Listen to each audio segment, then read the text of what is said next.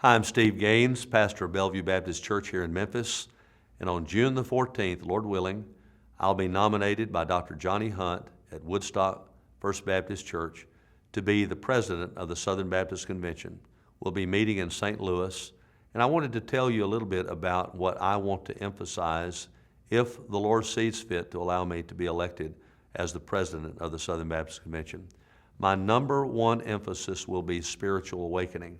I want to build on the wonderful foundation that has been laid over the last 2 years of Dr. Ronnie Floyd. I believe that America needs for God to open the windows of heaven and pour out His Spirit upon His people. And I believe that we need that now. The Southern Baptist Convention needs spiritual awakening. We are in a 15-year nosedive in our baptisms. We're constantly seeing fewer people get saved. Even though we're planning more churches, our baptisms are going down. We have lost about 500,000 people in just the last few years in our membership. And just recently, we've had 1,100 missionaries with the IMB come off of the foreign field back home. I tell you what, folks, we need revival. America needs revival. We're seeing so many things that I never dreamed we would see. And God wants to send revival. What is revival? I believe revival is when the glory of God fills the house of God. And that's happened in a big way 6 different times in America.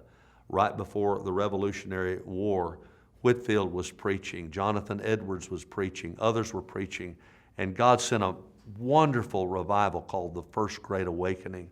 And then after the Revolutionary War, it started to wane. In fact, French rationalism brought in atheism, and people like Thomas Paine and Ethan Allen were veteran soldiers for America, but they were also avowed atheists.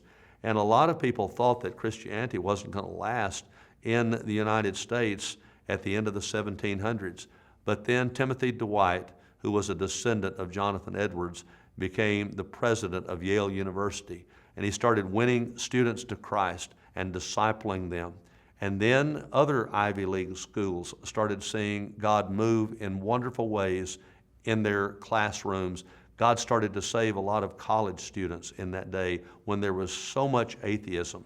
And simultaneously, this is called the Second Great Awakening. It was at the beginning of the 1800s, from 1800 to about 1830. Simultaneously with all that going on in the schools, there were the revival meetings, the camp meetings in western Kentucky, and God did a great work. The third time that God really moved was right before the Civil War, a prayer awakening that really started in Manhattan with a man named Jeremiah Lamphere, and he was associate pastor at a church on Fulton Street, a Dutch Reformed church, started a prayer meeting. And at first nobody came at lunch for businessmen.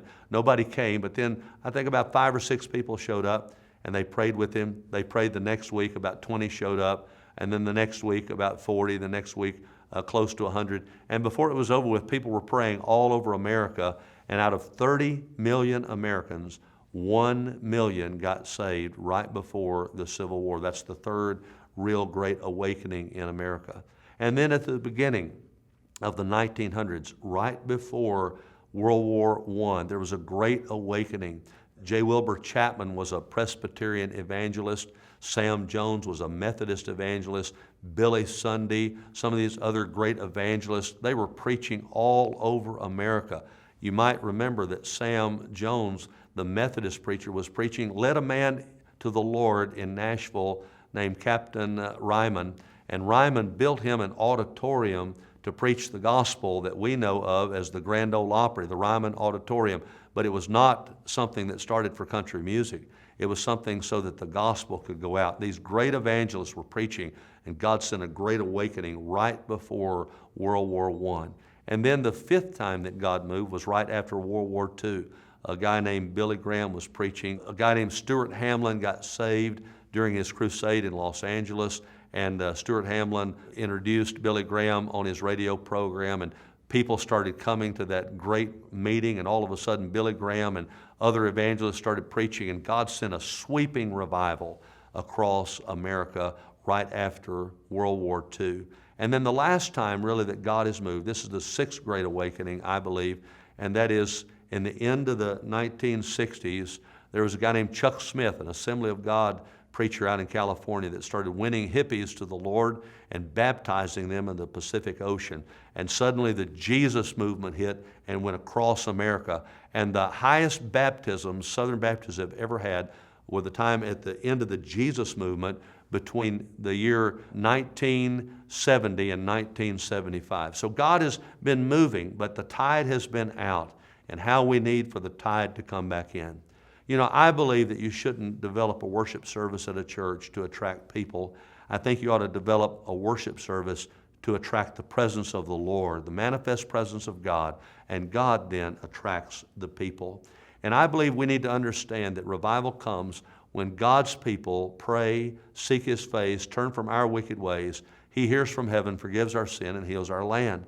And I've been praying for that for a long time, that God would open the windows of heaven. You know, passionate, fervent prayer, faithful prayer is what we need to get back to in the Southern Baptist Convention, because the church, according to Acts 2, was birthed in a prayer meeting.